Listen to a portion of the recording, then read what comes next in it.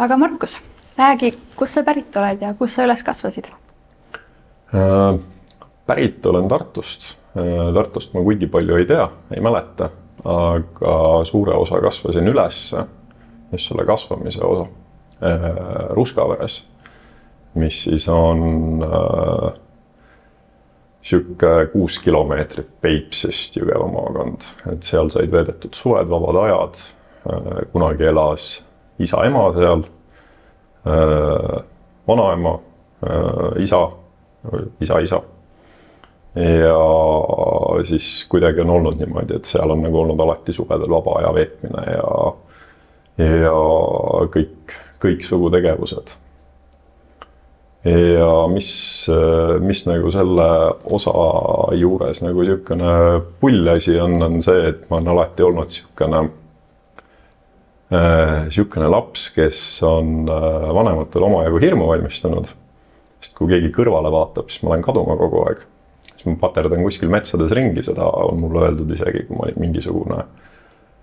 Kuna iganes lapsed õpivad kõndimise selgeks, et siis kui ema korraks vaatas kõrvale, tema oma arvates oli nagu mingi 5 minutit või midagi, et korraks vaatas mingit muud asja. Mina olin suure platsi peal, mingi teki peal. Siis kui ta tagasi vaatas, oli plats tühi. Teki peal last ei olnud ja lähedal on veel jõgi ja mingid sood ja värgid, et tema sai nagu sealt niisuguse praktiliselt südame rabanduse, et nagu mis asja, kus nüüd laps on, et kas ma üldse saan kätte. Ja ma paterdasin mingisugune 20 minutit hiljem kuskilt välja jälle. Ja vanemad olid nagu okei. Aga see nagu enam-vähem oli nagu märgiks ka vanematele, sest et mind nagu väga kasvatada ei ole neil õnnestunud. Ja kogu see eluprotsess on olnud pigem niimoodi, et iga kord, kui nad üritavad nagu vanemlusega osa võtta, et siis ma kuidagi moodi väänan selle asja nii hulluks kätte ära, et väga kiiresti antakse alla ja antakse vabadus kätte jälle, et okei, et tee mida sa tahad, aga tule ikka õhtul koju ja anna ikka teada, kus sa oled ja mis sa nagu plaanid teha. Ja selle ma sain lõpuks selgeks ka, et see ikka vanematele nagu paha tuju teed sellega, et nad ei tea. Et las nad siis teavad, et nad kätt ette ei pane. Aga noh, et siis kasvanud olen ma Ruskaveres, aga kooli ajal seal maakohas on nagu siukene, kipub tekkima siukene efekt, et on nagu hästi palju aega olla omaette ja tegelikult looduses toimub hullult palju asju ümberringi kogu aeg. Ja kuidagi samal ajal linnas oli mul nagu hästi keeruline, et sellest ma ei mäleta suurt midagi, koolis ei olnud lihtne, ei saanud inimestega läbi. Koolis käis aktiivselt, oli seal, nooruspõlves oli päris korralik koolikius.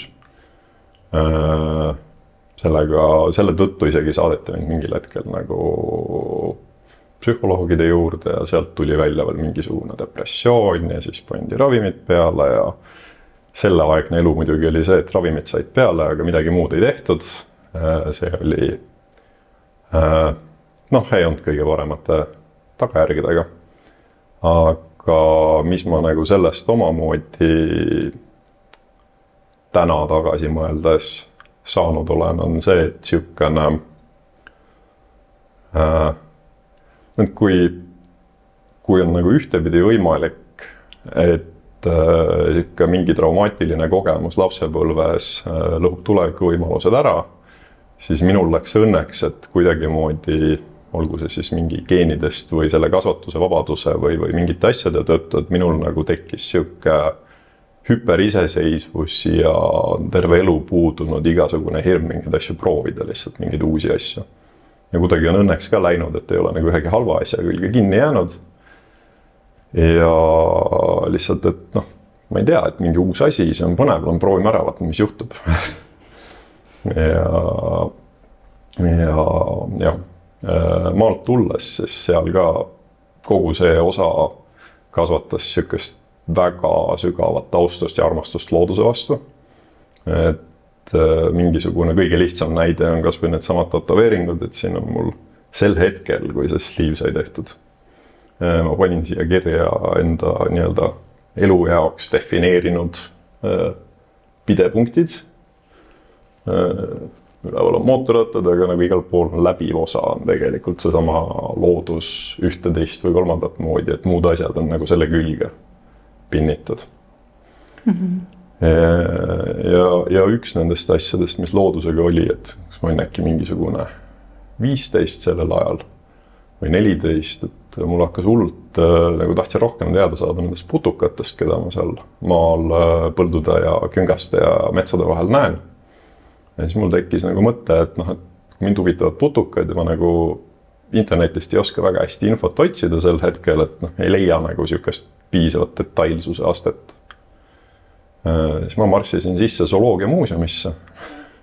Noh, põhimõtteliselt mingi 15-aastane tätikas nagu marsib sinna sisse, on nagu, et okei, et oleks vaja üles leida entomoloogid siin, et mul on nagu küsimusi. Ja siis minu järgmised 2 aastat läksid enam-vähem selle tähe all, et putukatesse süvitsi sisse minna ja lõpuks iroonilisel kombel leidsin enda lemmikloomad, milleks ei olnud ei liblikad ega mardikad ega mingid siuksed värvilised asjad, vaid on siuksed samaldes ja niisketes kohtades elavad asjandused nimega hooghännalised, kes on oma mõõtudelt mingisugune suuremad, on äkki mingisugune peaaegu millimeeter mõõdus. Ja hullult huvitavad loomad, nad on hästi oma mõõdu kohta ülimobiilsed, hüppavad ringi. Ja siis ma käisin seal vahepeal isegi entomoloogidega kuskil metsades uurimas neid asju ja nii edasi. Aga see tsükkel nagu sai läbi ja siis oli vaja endale mingisugust uut huvi leida. Ja uue huvina torkas nagu pähe, et aga hakkaks nagu vähehaaval elektroonikat õppima, et noh, et kui nagu entomoloogia oli siuke asi, millele ma sain nagu väga mugavalt sisse, et noh, kui raske see siis olla saab. Noh, kiire rada kähku tulevikku tulles, siis elektroonikast tegin ma endale eriala, ma olen sellega tegelenud umbes mingisugune 16 aastat, 15 aastat. Vahepeal panin ettevõtte püsti, tootis seda või noh, arendas elektroonikat, müüsin ettevõtte maha, sõbrad töötavad seal siiamaani, omavad ka seda, et see läks nagu sõprade kätte edasi ja siis see on nagu äriliselt lihtsalt olnud mingisugune järgmine asi, kus ma vaatasin, et vaataks siia sisse, hüppaks nagu teeks ära, mis seal on. Et kuidagi nagu niimoodi hästi suure, noh nagu tagasi mõelda, hästi suure kiirusega suvalised asjad. Ja kui nüüd tagasi võrdlusesse panna, et mis siis muud asjad elus samal ajal käisid, et siis kooliharidusega läks niimoodi, et ühes klassis või nii-öelda grupis hakkas tegutsemine muutuma keeruliseks, et noh, läks kiusamine suuremaks ja tekkisid õpiraskused, siis pandi teise klassi või nagu teise paralleelrühma või paralleelklassi. Siis hakkasid seal samasugused asjad tekkima, et nagu üldse ei ole olnud nagu seda sidusust inimestega, et hästi keeruline on, eriti grupi olukordades on hästi keeruline suhelda. Ja noh, seal nagu oli kehva, siis mingil hetkel pandi edasi erikooli. Tartus on niisugune kool nagu Maasing, kus on palju väiksemad klassid.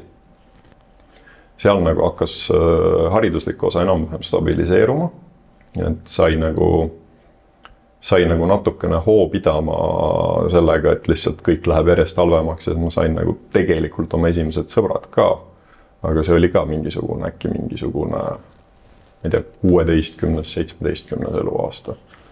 Et siukene keeruline. Ega ma sealt nagu ei tahtnud gümnaasiumissegi minna, et gümnaasiumisse minek oli, et enam-vähem mind veendi, et vanemate poolt, et midagi nagu võiks ju ikkagi veel õppida, et ei saa ju siit nagu lihtsalt niisama minna laia maa peale, pluss oled veel alaealine ka, et noh, tegelikult pead seda tegema, et siinkohal sul ei ole valikut ka. Noh, siis ma läksin sinna täiskasvanute gümnaasiumisse, käisin samal ajal tööl, aga seal on nagu huvitaval kombel, noh, see on jälle see, et täiskasvanute gümnaasium on niisugune asi, mis mõnele inimesele võib nagu hullult hästi mõjuda, mõnele inimesele hullult halvasti, tihti mõjub ta halvasti, sest et noortele antakse seal sellisel tasemel vabadus, kus eeldatakse, et sa oled täiskasvanu ja sul on huvi sellega ise tegeleda. Ja noh, ma nägin seal hästi palju inimesi, kes siis nimetame seda hooajaks, hooaja alguses tulid rõõmsa näoga koolimajja, 2 nädalat läks mööda, rohkem ei teadnud näha. Et see vajab palju enesedistsipliini, jah? Ja noh, tegelikult seal on niimoodi, et õpetajad sind suruma ei hakka, teistes koolides nagu hakkavad suruma. Ja mulle nagu see üli hästi sobis, et mina lõpetasin selle gümnaasiumi siis nagu sõna otseses mõttes lendavate värvidega. Üritan spetsiifiliselt võimalikult aktiivselt vähendada inglise keele kasutamist. Ning samal ajal sellega tuleb väga väärt tõlkeid. Vabandan. Aga mulle seal nagu see süsteem töötas ja see süsteem töötas lausa nii hästi, et sealt ma nagu lõpetasin kiitusega, ise ma käisin samal ajal tööl.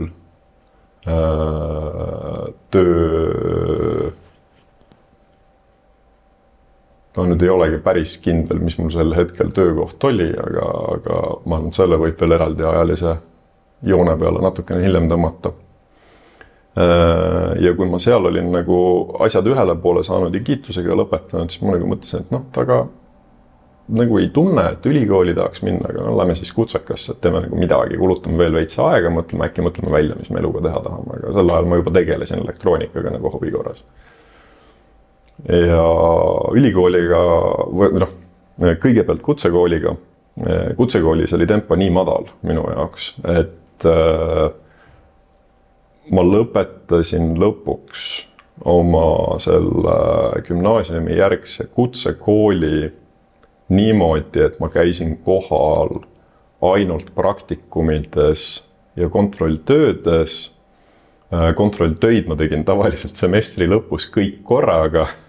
Ja siis, kui mis iganes semester algas, siis ma käisin ka kohal selleks, et õppejõule selge, noh, nagu õppejõuga kokkuleppe saada, et kas ma võin niimoodi teha, mis ma pean sulle tegema, et sa usuksid, et ma saan sellega hakkama. Ja see kuidagi läks minu jaoks nii lihtsalt, et siis ma kuskil poole selle kutseka ajal mõtlesin, et noh, pole suurt midagi, ülikooliga samal ajal. Ja siis tekkis nagu olukord, kus ma käisin ülikoolis, kutsekoolis, tööl, tegelesin hobidega ja võt siis hakkas nagu teistpidi käest ära minema, et siis oli nagu veits üle tõmmatud, et kuidagi esimene pool aasta, kus ma olin ülikoolis ja kutsekas ja seda kõike korraga tegin, see oli nagu siuke täitsa kenasti hallatav, aga peale seda hakkas nagu läks väga keeruliseks. Sest noh, see kipub olema niimoodi, et elu tuleb ka veel kuskilt natukene vahele ja värgid. Aga siis hakkas nagu asi kiskuma sinna poole, et ma mõtlesin, et kogu see asi nagu, kogu see pull, mis ma siin üritan teha, et ma tõmban seda asja nüüd nii kaua edasi, kuniks see kutsekas on ära tehtud. Ja siis nagu mõtleb, et mis nagu üldse võiks edasi teha. Ja sealt edasi põhimõtteliselt oligi, et kui kutseka lõpetamine oli, siis ma võtsin ülikoolist paberid välja, marssisin Tallinnas ühte ettevõttesse uksest sisse, ütlesin, et tervist, mina olen super suur elektroonik, ma nüüd tulen teile tööle ja aitan teile elektroonika korda teha. Nemad olid selle peale, et jumala eest, davai, teeme ära.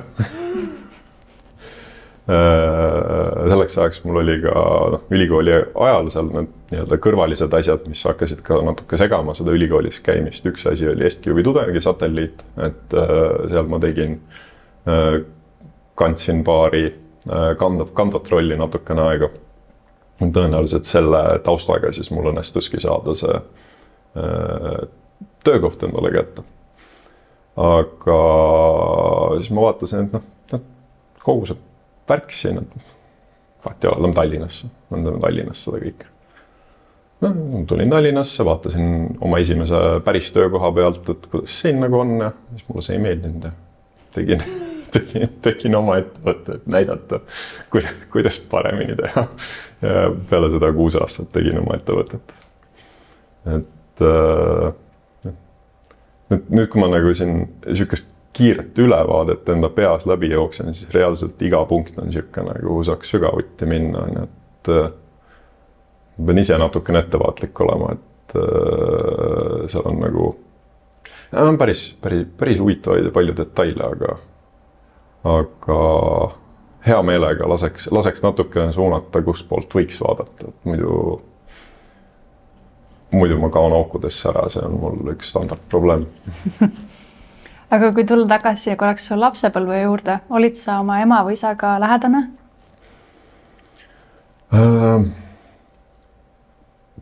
Pigem väga mitte. Ma arvan, et ma olen oma vanematega praegu palju lähedasem, kui ma olin siis. Et see oli niisugune asi, mis tõenäoliselt osalt oli seotud selle vabakasvatusega.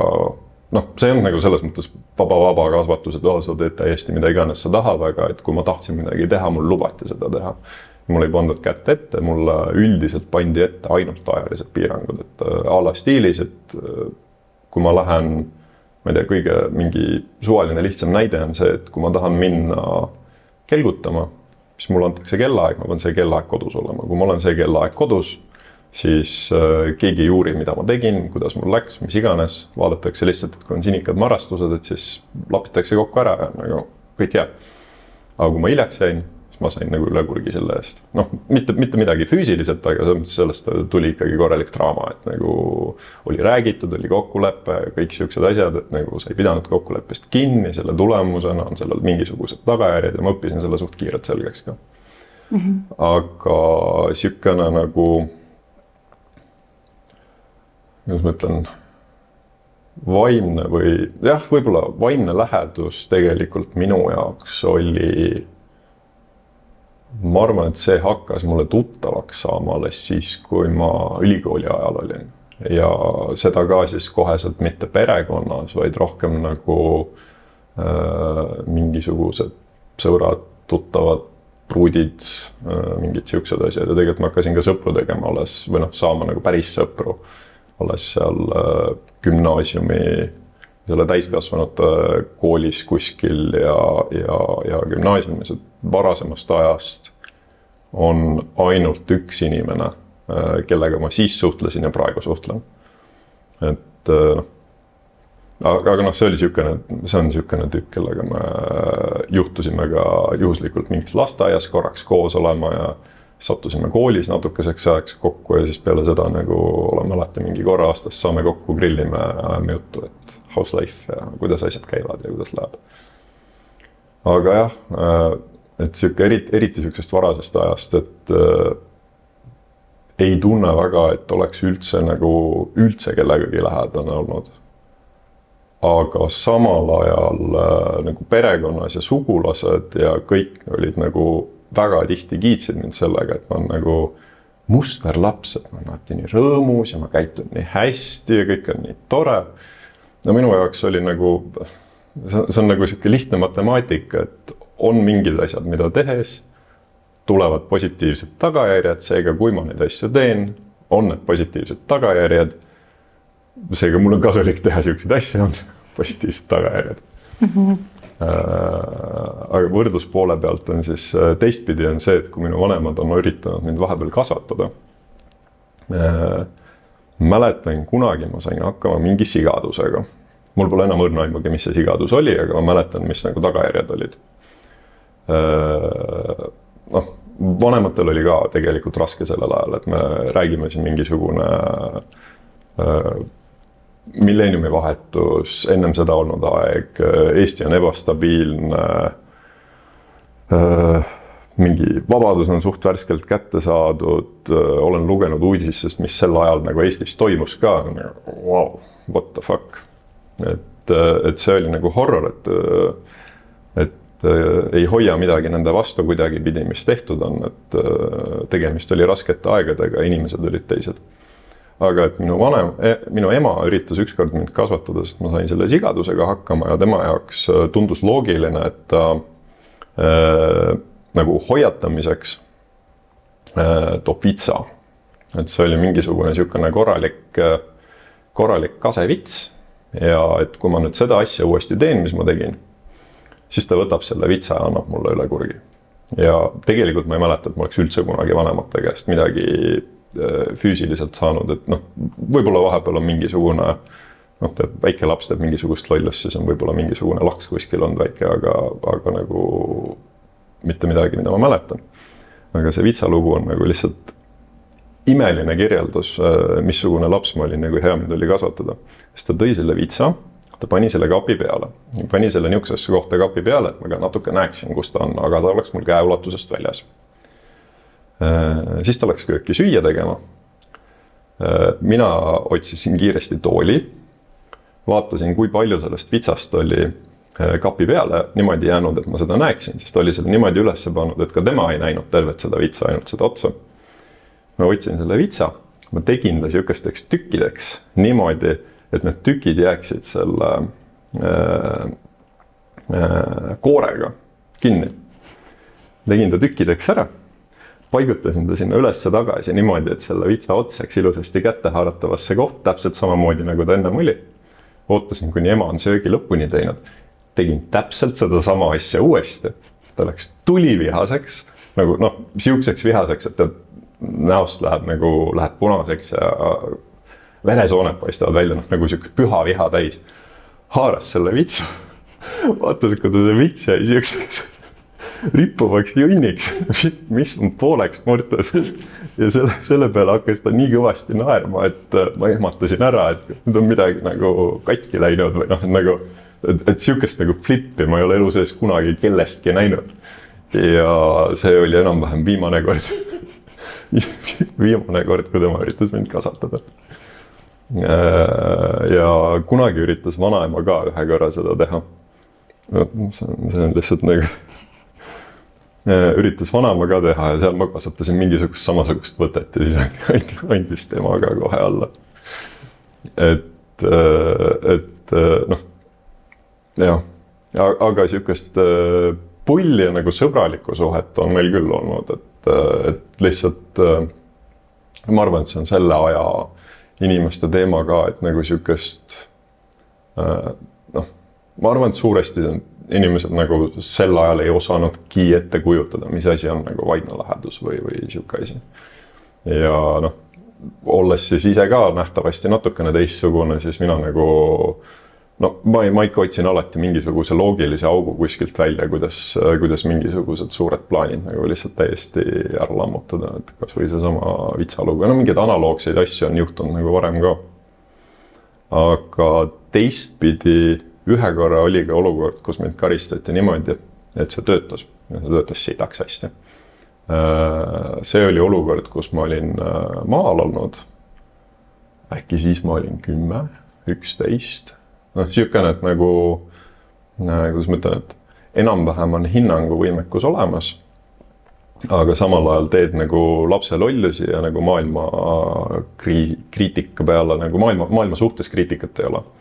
Ma sattusin mingisuguse küla inimestega seal kuskil, noh, meie maja on niimoodi, et ta on suht kaugel teistest majadest, et seal tegelikult on nagu suht üksinda isoleeritud olla, aga mingisugune 2-3 kilomeetri kaugusel on nagu ülejäänud inimesed, majad, värgid, särgid.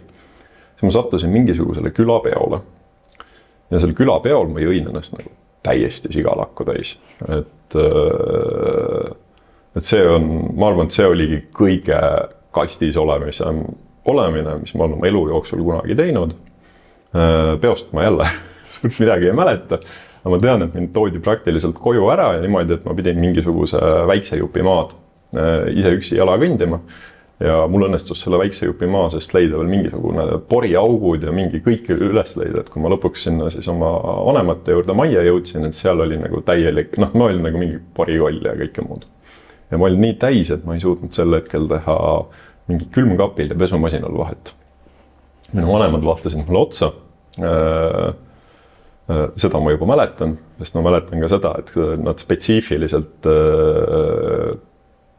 võib-olla ma olen selle välja mõelnud, aga mul on siuke mälestus, et nad spetsiifiliselt küsisid, minu isa küsis minu käest, et joo kuule, et mis asi see seal on. Näitab napuga külmkapi peale. Mina vaatan nagu seda asjandust, silmad kõõrdis, üritan kaine olla. ja nagu tasume ise. Selle peale ta lihtsalt nagu enam noogutas teadlikult, et noh, pani voodi valmis, et mine magama. Hommikul, kui ma üles ärkasin, oli voodi kõrval oli kauss ära toodud, vesi oli valmis, et noh, nagu et see saab olema siuke korralik pohmakas, et noh, noor laps ka, kes teab, palju ta jõi tõenäoliselt üle, on ju. Hommikul hullult halb olla, oksendasin vist 2 päeva. Taastusin sellest ära. Aga mida mulle karistuseks tehti, oli see, et seda, kuidas ma koju tulin ja kui täis ma olin ja mismoodi ma olin seal nagu olnud, tuletati mulle meelde järgmised mingi 5 aastat suvalistel hetkedel. Ja no selles mõttes see mõjus, et sihukest asja ma ei ole uuesti teinud. Noh, ikka omal ajal on mingisuguseid täisjoomisi juhtunud, aga pole olnud sihukest pohmakat, pole olnud sihukest nagu ilma plaanita peole sattumist, noh, kogu see asi, et nüüd kui ma lähen kuhugile, siis ma tean, et ma lähen, mul on plaanitud, järgmine päev on mul aega taastuda, ma jälgin palju ma joon, mida ma teen. Noh, kõik sihukesed asjad nagu tulid suht sellest välja lihtsalt, et nagu ma arvan, et mis iganes karistus nad oleks üritanud teha, oleks nii-öelda tagasi tulistanud korralikult. Aga kuna seda tehti niimoodi, et kõigepealt minu eest hoolitseti ja peale seda mul ei lubatud seda ära unustada, et siis see töötas nagu nii hästi, et ei ole nagu mingeid jamasid rohkem olnud. Et jah, aga tagasi tulles algküsimuse peale, ma arvan, et sihukene semu või sõbra moodi asja suhe oli mul küll vanematega. Mitte kindlasti alati, et noh, vanematel on ka mingisuguseid keevalisi momente, olles ise nende laps, siis olen mina ka, suudan täpselt samamoodi keevaline olla, et siis kui need 2 komplekti hakkavad üksteise vastu paugutama, et siis sealt tuleb ikka nagu draama välja. Aga teistpidi jällegi nagu, kui ma mõtlen tagasi, ega ma ei oska nagu midagi paremat tahta praegusel hetkel, sest kui ma mõtlen, kes ma olen ja kus ma olen, siis ma olen selle tulemusega nagu väga rahul. Mis vanuses sul see depressioon diagnoositi? See oli nüüd ennem seda, kui ma seal külas kuskil tina panin. Et see läheb sellesse perioodi, kus ma nii-öelda linnas toimuvast väga üldse midagi ei mäleta. Ma julgeks öelda, et see oli midagi kontekstis äkki 3.-4. klass, kui vanad lapsed sellel ajal on. Et kuskil seal oli, see oli siis, mida ma sellest mäletan, oli niimoodi, et oli 5. klass. No minu oleks siuke ajaline asi on natukene mudaga. Aga mis seal nagu suuresti toimus, oli see, et oli koolikius käis parasjagu niisuguse mõnusa hooga. Ma ei tahtnud koolis käia, ma ei tahtnud kooli minna, ma ei tahtnud mitte millegagi kooli välisel ajal tegeleda. Ja siis sattusin kuidagimoodi koolipsühholoogi juurde. Sealt suunati mind siis Tartus on Raja tänav äkki. Igastahes seal on üks psühholoogia haigla, sealt suunati mind psühhiaatri juurde ja psühhiaater jõudis nagu suht kiiresti järeldusele, et siin on nagu suht suur depressioon, et nagu noh, kuna iganes ma pidin kooli asjadega tegelema, siis noh, maailm oli ikka sõna otseses mõttes hall, et nagu seal pidi praktiliselt füüsilist jõudu kasutama, et ma üldse midagi teeksin. Ja siis mulle määrati need ravimid peale ja sel hetkel mul nagu mälestus on veel siukene ka, et kui need ravimid peale määrati, siis mitte ei muutunud maailm uuesti värviliseks ja ei tekkinud motivatsioon, vaid nüüd on maailm hall ja tuim ka veel peale kauba, et ennem oli nagu vähemalt midagi toimus, aga nüüd on tuim. Ja jah, see oli nagu küll siukene aeg, et nagu enesetapu mõtted olid igapäevased asjad, mis mul nagu peas käisid ja nii edasi. Aga kuidas mul õnnestus tollega ka tegeleda mingis osas, oli niisugune asi, et ma hakkasin, mingil hetkel väsitas see tuimus ära ja mingisugused psühholoogi kokkusaamisi, psühhiaatri kokkusaamisi, midagi nagu rohkem ei olnud. Ma nagu oma peaga mingil hetkel otsustasin, et kurat, et ma nagu ei viitsi nagu lihtsalt tuima mulda künda. Jätsin need ravimid ära ja hakkasin hästi aktiivselt tegelema. Nüüd kui ma järgi mõtlen, siis ma tean, et tegemist põhimõtteliselt oli kognitiivkäitumisteraapiaga, aga sel hetkel minu loogika oli niisugune, et okei, ma tunnen ennast niimoodi, kui juhtuvad siuksed asjad, mida ma saan võtta ette, et vähendada nende asjade juhtumist ja vaadata, kas ma siis leian midagi muud, mida parendada. Ja ma hakkasin nagu niimoodi jupphaaval liikuma ja mis sealt nagu käitumuslikult välja hakkas kasvama, oli siukene käitumisviis, kus ma olen niikuinii alati olnud nagu suhteliselt siukene omaette hoidev ja isoleeriv nooruk laps.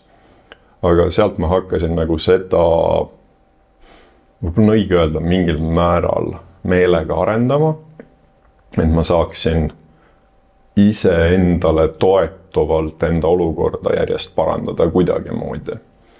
Ja missugused käitumismustrid ma saad välja arendada. Võtan küll ronksu juurde.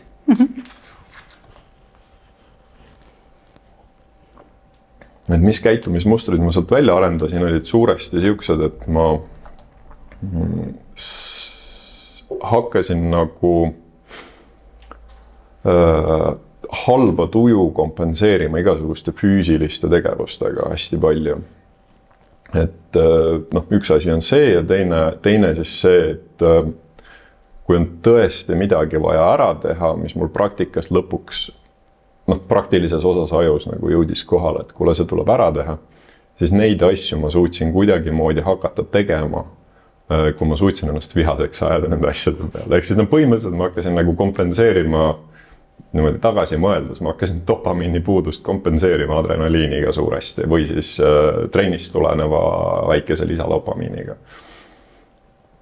Ja plussi poole pealt jah, see aitas mul nagu sellest august vaikselt hakata välja tulema aastate jooksul. Loomulikult, kuna ma kasutasin siis seda, ma ei tea, kas siis viha või agressiooni või seda kasutasin nagu selleks liikuma panevaks jõuks, siis see tegi mind isikuna aja jooksul ka siukeseks viimaseks ja agressiivseks ja siukseks, et nagu ikka rusikas on taskus kogu aeg. Et ma oskasin väga hästi seda peita, kui vajadus on, aga siis, kui see välja tuli, siis see tuli välja. Ja huvitaval kombel see ka väljendus mul seal koolis, kus mind kiusati. Et ma muid asju väga hästi ei mäleta, mis seal toimusid, aga ma tean, et seal on olnud ainult üks kaklus minuga. Ja see üks kaklus oli siukene koht, kus ma siis lõpuks võtsin oma selle rusika taskust välja ja mida ma mäletan, ma ei mäleta, kuidas see asi peale hakkas, ma ei mäleta mingisuguseid tõuklemisi, aga mida ma mäletan on see, kui mulle endal tõmbas silme eest punaseks. Ja siis see tüüp, kes oli mind nagu pikalt kiusanud, võib-olla paar aastat, midagi siukest, nutis nurgas selle pärast ja tal jooksid minast verd. Põhimõtteliselt ongi, et kogu see negatiivne energia, mida ma siis kokku kogusin ja nagu kasutasin enda liikuma panemiseks, et siis kui see välja sai, et siis sellega lendas nagu kork pealt ära ja kui kork ära pealt lendab, et siis on nagu siis lähevad asjad ohtlikuks. Ja mis ma hiljem sain teada, on see, et see tõenäoliselt ei ole asi, mis et ma olin nii tark, ma mõtlesin selle välja, vaid et mul on isal väga sarnane käitumismuster. Et temal on ka nagu olnud pikalt see, et kui ta üritab seda all hoida, aga mingil hetkel, kui kork pealt ära lendab, et siis lähevad asjad nagu, võivad minna teiste jaoks ohtlikuks. Jälle, kodus ei ole kunagi olnud niimoodi. Mis ei tähenda, et me ei ole karjunud üksteise peale. aga et siis tõenäoliselt ongi, et mingisugune geneetiline nüanss on kuskil, mis lubab nagu niisugusel käitumismustril suhteliselt lihtsalt tekkida. Ja noh, minul nagu õnnestus seda mingil määral enda jaoks positiivselt käima panna ja noh, suures osas on nagu sellest head ka tulnud. On sul midagi veel diagnoositud hiljem? Tänaseks on mul diagnoositud nagu mingi mõnus komplekt, et mul on ATH ja mul on praegu see osa hetkel veel käib diagnoosimises, on ka märkimisväärselt mingisugused autismi sümptomid. Et tuleb välja, et see ei ole standard, et mingisugune tadikas marsib zooloogia muuseumisse sisse ja veedab 2 aastat entomoloogidega, kes on mingid doktorid ja magistrid. Aga jah. ATH on vist geneetiline ka? ATH on geneetiline, autism on ka geneetiline. Et see on niisugune, et no shit, nüüd kui järgi mõtlen. Sellel ajal oli nagu, maailm oli palju segasem minu jaoks. Mis sul elus muidu selline kõige ilusam aeg olnud on? Ma arvan, et niimoodi, kuidas aastad edasi lähevad, läheb järjest paremaks. Et jah, ega ongi. Iga viimane aasta on olnud parem aasta kui eelmine. Ja ma olen olnud nüüd oma abikaasaga koos, kas mingi 15 aastat. Ja mul on nagu hästi suur osa sellest, mida ma mõistan inimestest ja kuidas ma inimestega suhtlen, on tegelikult tema poolt aidatud koolitada mulle. Et minu jaoks on, kuidas ma ütlen, et intuitiivsel tasemel minu jaoks on kõik asjad ümberringi tööriistad. Et millega ma saan midagi teha, millest ma saan mingisugust kasu, olgu see hea tunne, olgu see mingisugune, ma ei tea, finantsiline, äriline, mis iganes. Ja siis minu abikaasa on nagu aidanud mus luua arusaamist selle kohta, et nagu tegelikult kogu maailm, kogu eksistents ei pea olema ainult praktiliste sihtide järel. Ja ma arvan, et see on ka see põhjus, miks nagu minu jaoks iga järgmine aasta on olnud järjest parem aasta. Kui on temaga nii kaua koos olnud ja ma ise nagu õpin kogu aeg nii palju juurde, siis sellega koos, et iga asi ei pea olema praktiline, on tulnud ka väga palju niisugust pingelangust. Et ma ei pea mõtlema selle peale, et nüüd kõik need asjad, mida ma homme teen, kuidas need on mulle ülehomseks kasulikud. Ma muidugi alateaduslikult mingil tasemel seda teen kogu aeg, aga kuna ma enam ei keera teadlikult sellele veel omakorda vinti peale, siis on järjest rohkem hakanud niisugust lõõgastumist tekkima, rahulemist ja nii edasi. Aga mida sa soovitaksid võib-olla ühele noorele, kes hetkel peab seisma silmitsi koolikiusuga? See nüüd on hästi huvitav. Ma olen seda teemat uurinud ja olen seda teemat läbi elanud. Ja üks asi, mis on hakanud mulle silma, on see, et kõik need meetodid, mida mina üritasin kasutada oma kiusajate paika panemiseks, andsid neile lisavõimaluse selleks, et nad saaksid mulle jälle oma koht kätte näidata. Ja kui ma hakkasin selle peale mõtlema, et kurat, et nagu mingisugune põhimõtteline nagu probleem on selles loogikas. Sest et kui inimene, keda kiusatakse, ajab selja sirgu, siis see on põnev mäng see selg uuesti küüru lükata. Nüüd igal ühel on ego. Ego ütleb, et vot see on see, mis sa tahad teha. Sa tahad ajada selja sirgu ja sa tahaks nüüd selle teise venna panna paika. Aga seda teist venda tihtipeale on mingisugune 5 matse. Ja sina oled tihtipeale, eriti kui sa oled nagu selles kiusus aktiivselt sees, oled sa üksinda. Ja isegi kui sul on seal klassis mõni sõber või midagi, siis see on 5 matsi, kellel on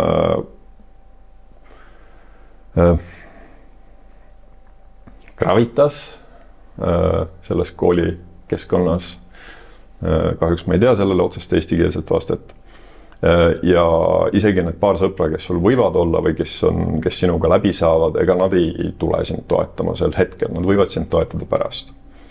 Ja nüüd ainukene meetod, mida ma olen leidnud, mis nii psühholoogiliselt kui nii-öelda erinevate kogemuste baasilt, mida ma olen nagu leidnud, töötab, on teha ennast kõige mõttetumaks lootboxiks nende kiusajate jaoks, mis on füüsiliselt võimalik.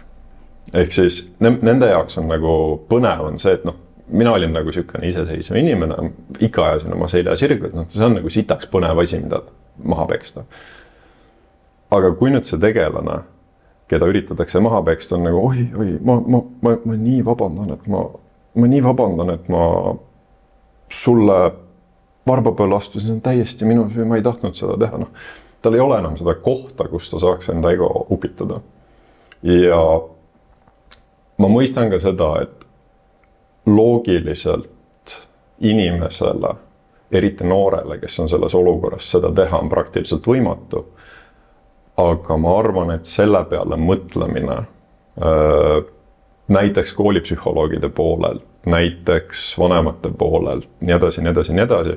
Sest et kuigi selles vanuses inimene defineerib või ta otsib enda definitsiooni sellest grupi settingust, kus ta on, siis kui selle definitsiooni saab tuua kuidagi muud moodi sisse niimoodi, et see ego ei vaja aktiivset siis nagu seda selle igas keskkonnas enda upitamist, siis see on tõenäoliselt ainukene meetod, millega on võimalik koolikiusamist lõpetada, välja arvatud teise koolipanek. Ja teise koolipanek võib tekitada selle uuesti lihtsalt sellepärast, et seal on teised inimesed, teised dünaamikad ja see võib väga lihtsalt uuesti hakata rullima. Et minul läks 3 kooli, kuniks ma sellest välja sain.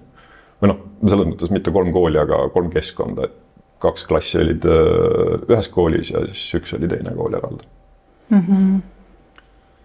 Et see on puhas pask selles mõttes ja lapsed on julmad. Lapsed on julmad hoopis teistmoodi kui täiskasvanud. Ja kohati isegi julmemad. Kas sa hetkel oled õnnelik? Sitaks. See on selles mõttes hästi lihtne vastus, et mul on, alustuseks on mul olnud sitaks õnne. Mul on olnud õnne sellega, mis ajal ma kasvasin, sellepärast, et mina muutusin aktiivseks ja sain hakata asju tegema.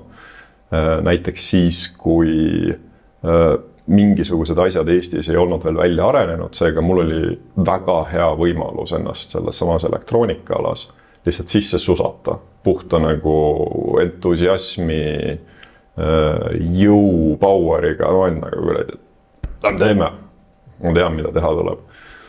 Ja mul oli seal nagu täiesti vaba ruum, palju asju katsetada, proovida, tuua nii-öelda 21. sajandit elektroonikamaastikult Eestisse. Siis mul on läinud õnneks sellega, et need sõbrad, kes ma olen saanud, on ulmeliselt head sõbrad. Et kõige lihtsam näide on, et kui ma oma ettevõtte asutasin, ma teen kiire promo ka ära, oma ettevõtte, mis ma asutasin, oli Krakul OÜ, siis kui minu paak oli tühi selleks, et ettevõtet juhtida, siis ma müüsin selle ettevõtte enda esimeste palgatud inimeste kätte maha.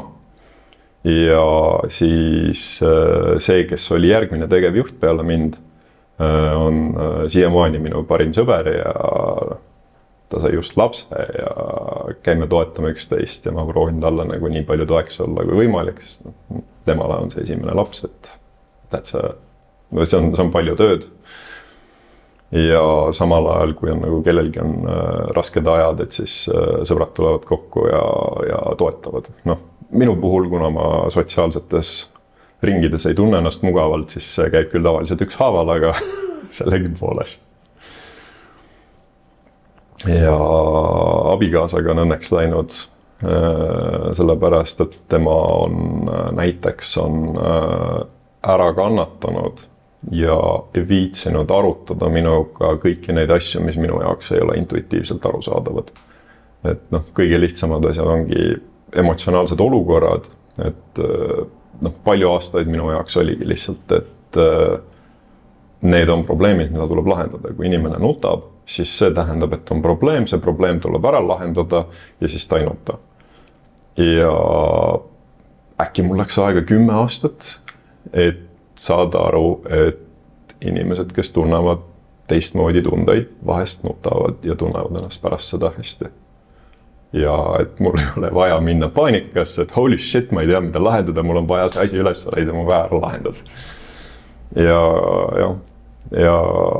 kui me räägime näiteks sellest, et mis mul on erialaselt õnnestunud, kui ma hakkasin elektroonikaga tegelema, oli mul sihiks, et mina olen tehtud mees, kui ma suudan oma pädevuse viia nii kõrgele, et ma saan autotööstusesse väga heale positsioonile elektroonikaga seonduvalt ja et siis ma olen ennast tõestanud. Ja nüüd selle ma tegin ära 10 aastaga. Et mul õnnestus saada kuidagi moodi oma ettevõttest ühte Eesti suur startupi nende elektroonikat arendama ja sealt edasi mul õnnestus saada Daimlerisse juhtiv elektroonika inseneriks, kes siis nagu süsteemi arhitektuuri värki särki. Ja sealt tuli ka minu kõige suurem kriis, milleks oli, et tegelikult on seal 2 kriisi. Aga esimene oli see, et ma olen siin, mida ma nüüd teen ja miks. Et nagu ma olen kõik ära teinud, mida ma olen kunagi tahtnud teha. Ja siis teine asi oli see, et koroona aja täis tipus õnnestus mul õnnetusega oma ranne sodiks sõita. Ja siis ma olin koroona ajal Saksamaal sel hetkel üksinda pool aastat, kui mu ranne paranes, kätt ei saanud kasutada, kõik valutas hommikust õhtuni. Sa istud selle üksinda korteris kuskil keset Berliini või Münchenit või kus iganes parasjagu oled. Ja mõtled nagu oma elu üle järgi ja samal ajal sa mõtled sellele, et aga ma olen nagu kõik sihid ära teinud, mis ma tahtsin teha. Ja ühest otsast on see õnne pool, aga teisest otsast nagu, kui sa selles olukorras oled, see on nagu sükene paras vaimne kriis. Ja sellest omakorda mul õnnestus nagu kaasa saada see, et mulle nagu maandus kohale, et ma ei saa ennast defineerida ainult tööga. Mis sa ütleks, et on sellise hea suhte saladus?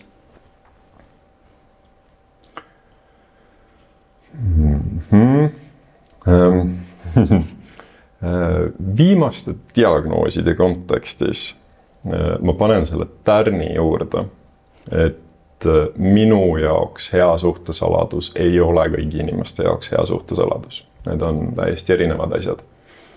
Aga mis on minu jaoks selleks on see, et ma ei saa kokku või ei lähe kokku, ei kujuta ette, et ma ehitan suhet mingi inimesega, kes ei ole minu sõber. See on nagu esimene ja kõige tähtsam asi ja sõber on inimene, keda sa austad. Põhjus ei ole oluline, aga austus on oluline. Sest et kui on sõber ja on austus, nimetame seda niimoodi, et sõber, kellega sa juhuslikult aeg-ajalt magad, siis on võimalik rääkida asju läbi ja minu puhul on vaja väga selget ja verboosset arutelu.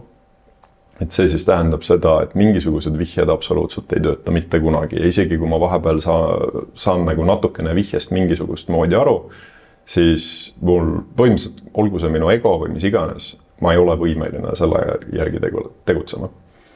Ja kuidas meil siis kodune suhtlus on tihtipeale on niimoodi, et on, tihti näeb see välja midagi analoogset, et minu abikaasal on mingisugune emotsioon, millest ma aru ei saa. See koguneb tema sees natukene aega, siis pursatakse välja, ikka sel hetkel, kui on emotsioonid on laes, et siis on nagu mingi, et ta ei tee mingit asja või teed midagi valesti või midagi. Ja siis me rahuneme maha. Ma tavaliselt nagu isegi väga palju ei võta nagu kogu sellest emotsionaalsusest osa, sest et see tundub nagu nii, nagu let's skip to the good part. Aga peale seda me hakkame siis arutama detailselt selle kohta, mis täpselt toimus, mida minu abikaasa tundis, mida tema enda poolt nägi, kuidas mina käitusin, mida ma jätsin tegemata või mida ma tegin või kuidas ma käitusin, kuidas see pani teda tundma ennast ja mida ta tunneb, et oleks olnud asjad, mis oleksid teda selles olukorras aidanud. Ja siis vastupooleks teen mina seda, et mida mina nägin, kuidas mina nagu seda asja vaatasin, mida mina asjast olukorrast arvasin ja siis lõpuks see, et aga jah, see ei olnud absoluutselt see, mida ma ootasin nagu, et sinu käitumine on minu käitumise vastandiks, ma üritan parandada. Kahjuks ma olen aeglane õppija, seega sihukest asja tuleb mingi iga teema puhul 2-3 korda läbi käia. Aga peale seda siis ma lõpuks saan biidile pihta ja saan ka käituda paremini. Aga see käib ka selles mõttes teistpidi, et on ka mingisugused asjad, mida tema teeb, mis ma kas siis loen teistmoodi või loen valesti või niimoodi, mis hakkavad mind ärritama ja siis me teeme põhimõtteliselt samamoodi, aga et arutame läbi ja 99% juhtudest on tegemist lihtsalt mõtete erineva tõlgendamisega, teise inimese tunnete erineva tõlgendamisega ning tegelikult teine pool ei ole süüdi selles, et üks pool sai haiget, aga ka teine pool või ka see üks pool ei ole süüdi selles, et teine pool ei saanud aru. Ja nüüd seal on see, kus tuleb tagasi mängima see austus. Et senikaua kui on austus, senikaua saab neid asju läbi arutada ja kui mõlemad tahavad paremini, siis saab paremini. Ja see austus just määrab selle ka, et mõlemal pool on nagu huvi asja parandada ja asja läbi arutada. Ja, sest nüüd on jälle üks sõna, mida ma eesti keeles ei tea, contempt. Vimm. Vimm, jaa. Kui suhtesse tekib vimm, siis põhimõtteliselt võib selle suhte kohe ära lõpetada. Ja. Millest sa unistad? 5 aastat tagasi oleks ma saanud nagu väga mõnusa listi mingisugust praktilist stuffi välja tuua. Tänaseks päevaks on mul suuresti selline üks defineeriv mõte, millest ma unistan ja selleks on rahu, selline vaimne rahu.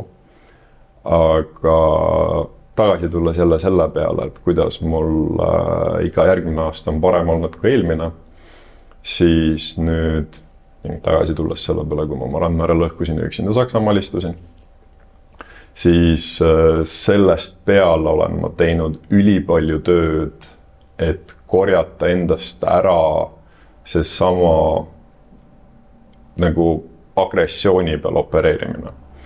Ja alguses oli nagu hästi tore, et ma ei ole enam nii vihane ja nagu minu ärevused lähevad alla ja kõik muu. Aga samal ajal hakkas tekkima olukord, et minu tööalased läbipõlemistsüklid hakkasid minema kitsamaks, lühemaks. Ning kuigi ma ei olnud enam ärev, või niimoodi, kuidas ärevus paranes, niimoodi samal ajal hakkas minu erialane tähelepanu võime vähenema. Ja ma jõudsin nagu vähem ja ma väsisin kiiremini. Ja siis ma hakkasin mõtlema selle peale, et nagu, kurat, et mis jama sellega nüüd on, et nagu ma objektiivselt inimesena parem inimene, ma saan teiste inimeste tunnetest paremini aru, ma olen võimeline paremini suhtlema, ma saan, ma ei tee kogemata enam inimestele nii palju haiget, kõik mingid siuksed asjad. Aga samal ajal nagu tööl ma suudan vähem tööd teha, tööl ma olen impulsiivsem, mingisugune täielik jama, see ei olnud mulle kuidagi loogiline. Ja hakkasin nagu asja järjest rohkem uurima ja selleks ajaks mul abikaasa oli juba väga pikalt arvanud, et mul on tõenäoliselt ATH ja enamikud minu tuttavad tuleb nüüd välja, arvavad, et mul on mingisugune autism küljes. Aga see, kuidas siis adrenaliini peal opereerimine hakkas vähenema, hakkasid autismi, või mitte autismi, vaid ATH sümptomid hakkasid lööma tugevamalt välja, et keskendumisraskused ja kõik muu. Ja siis ma sain julguse kokku ja lõpuks jõudsin nagu vaimselt ka sellesse kohta, et nüüd on nagu paras aeg arsti juurde minna. Ja sain siis selle ATH diagnoosi kätte.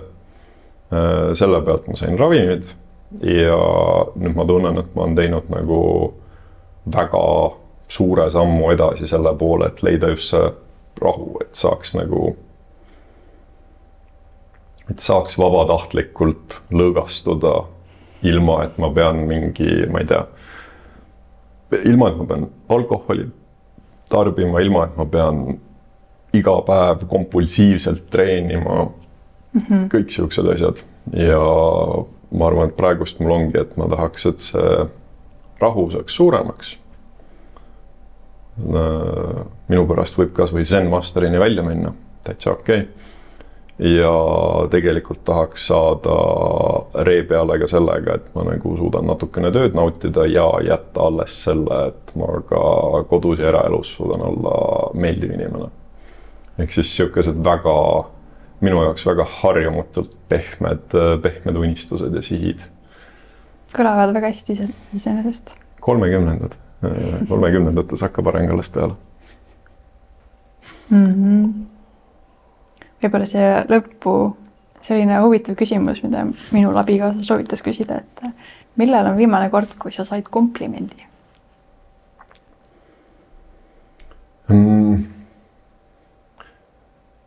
No sellel on 2 vastust. Üks on see, et meie koduses suhtluses on abikaasaga üks baasosa see, et me teeme üksteisele komplimente kõige eest, mida me hindame teises. Olgu see mingisugusel hetkel, kui ühel on raske, siis teine paneb mingid põrandale jäänud sokid ära või mida iganes. Et see on hästi tavaline. Aga teine pool on see, et siin nüüd mängib natukene sisse tõenäoliselt minu isiklik eripära. Et mul on hästi raske usaldada komplimente, mis on erialased, sest et mina isiklikult, kui ma tegelen erialaselt mingisuguste asjadega, tegelen alati tagamõttega. Et nagu see on tööalaselt, see on mingi siht, mis sa tahad saada. Seega ma eeldan teistest sama. Seega neid ma nagu ei usalda, kuigi neid mulle antakse, aga see on üks asi, millega ma psühholoogiga tegelen. Ma ei tea, mis selle tulemus on. Aga nüüd nendest asjadest välja minnes, ega nagu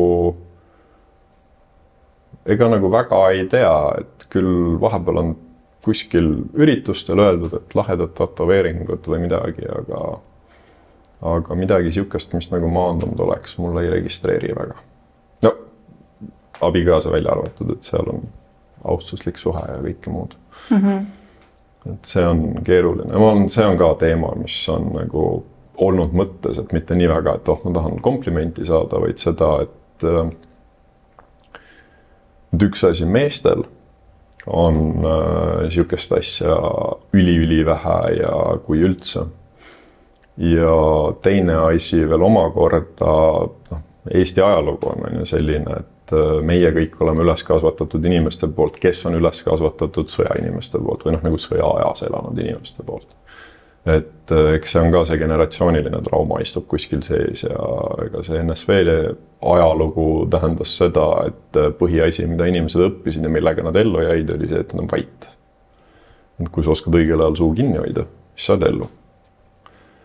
Et noh, selles kontekstis ega it makes sense, et ei kritiseeri kedagi, aga ega seda väga olnud ei ole. Aga jah, küll aga see paneb mind korraks mõtlema minu erinevate hobide peale, mis mul olnud on. Sellepärast, et igale ühele meeldib milleski äge olla, mis on lihtsalt niisama. Ja seal olen ma küll vist peaaegu kõik tantsud läbi tantsinud. Balletist, rahvatantsuni, peotantsuni, džässid, värgid. See on ka tegelikult olnud suur osa elust, aga nende vaimsuse poole pealt ma arvan, et see läheb rohkem sinna trenni alla, sest see on liikumine, tegevus, kõik on planeeritud, selge. See vist mõtestamise küsimus, mõne jaoks on see täielikult kunst jälle. Jah, et kindlasti tegevusena on kunst, et samamoodi koreograafia, aga ma ise arvan, et miks mind on sinna alati tõmmanud, on just see, et kui mõelda peotantsu füüsilise koormuse peale, et sul on 2-tunnine trenn, see 2 tundi sa higistad nagu korralikult. Et siis võtta näiteks ballett, kogu see aeg, kui sa seal liigud, on sul põhimõtteliselt lihaste kontroll 110% peal. Ning kõik on alati valus. Kui ei ole valus, siis sa teed valesti. Või siis kas või kõige lihtsam asi, mingi lindihopp. Lindihopis on täiesti normaalne, et minu pulsikell viskab üles 185 peale. Et minu jaoks on see kindlasti olnud alati sükene trenniga seonduv asi ja noh, tänaseks päevaks jälle üks asi, mis seondub selle sama rahuotsingutega, on avastanud enda jaoks jooksmise. Et nüüd see oli sama asi, mille pärast ma ka jõudsin oma praegusele ringile psühholoogi juurde, sest enne ma tegin seda kompulsiivselt, mul oli seda vaja, et nagu ma saaksin oma päeva normaalselt üle elada. Aga tänaseks päevaks on see muutunud siukseks asjaks, nüüd kui ma olen ravimite peal ka, et see on siukene asi, mis vähendab vajadust ravimite järgi, aga kui mul on puhkepäev, kui mul on päev, kus ma ei tohi, tegelikult ma ei tohi trenni teha selleks, et ma ennast ära ei lõhuks, ma ei tohi sellel ajal trenni teha, siis ma saan selle sama efekti oma ravimitega kätte, mis ma muidu saan jooksmisest, et ma nagu pea rahuneb maha, keha lõõgastub, saan tegeleda nende asjadega. Ja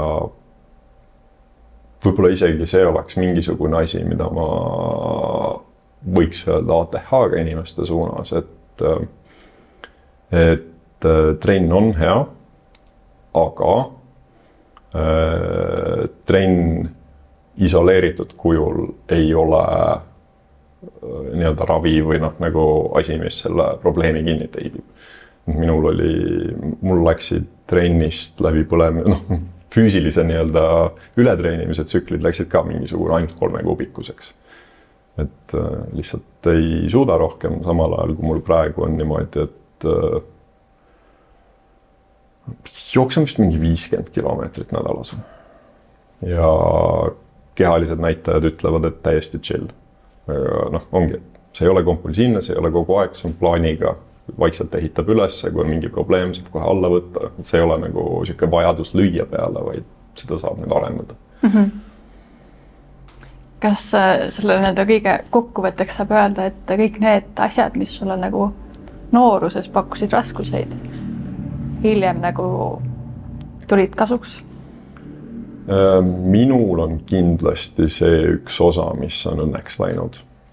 Et mul ei ole minevikus kogemust, mille peale ma mõtlen tagasi ja külmajudinad tulevad üle selja või niimoodi, et mul on olnud küllalt kogemusi, kus nimetame seda niimoodi, et kus see tõenäosus, et ma täna siin istun, on langenud väga lühikeseks, aga ka nendest on tulnud välja mingisuguseid positiivseid elemente, mida ma oma tänapäevases elus aktiivselt kasutan, rakendun, millele ma najatun või muud sellist. Et võib-olla kõige lihtsam näide on see, et selle depressiooni aegse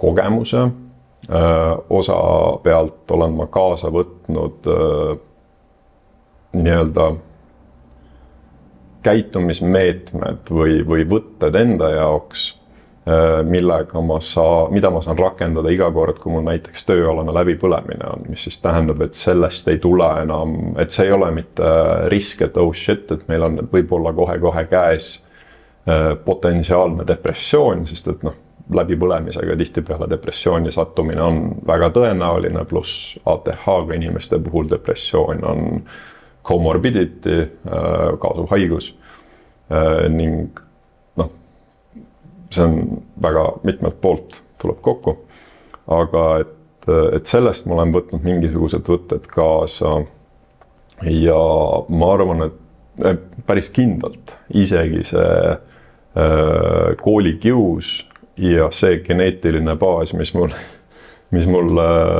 aju peal struktuurid on üles ehitanud, on andnud tagajärje, et tänaseks päevaks olen ma nagu niivõrd palju rohkem,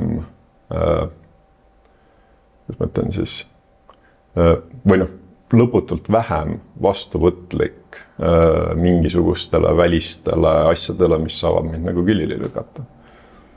Ja samal ajal võtame selle sama looduse, osa jooksmisest või jooksmise trennist on samamoodi mul matkamine. See on koht, kus ma käin ennast laadimas. Kui mul on aku, varem oli siis, kui mul on aku tühi, siis ma lähen põgenen metsa. Tänaseks päevaks on niimoodi, et kui ma tunnen, et mul aku enam ei ole mingisugune 80% peal, et siis on nagu siuke paras aeg, et lükkaks väikse laadimise peale, mingisugune paar päeva kuskil metsas, linnulaulud, tuvastan linde, vaatan linde, matkan ringi, istun võpsis, kogun puuke. Kahjuks Eestis muud moodi ei saa. Et kogu see on ka nagu minu jaoks niisugune suur massiivne laadimine, et see oli minu nooruspõlves maal olemine ja tänasel päeval on täpselt samamoodi, et mind tõmbab maale just selle jaoks, et ma saaksin seal puhata.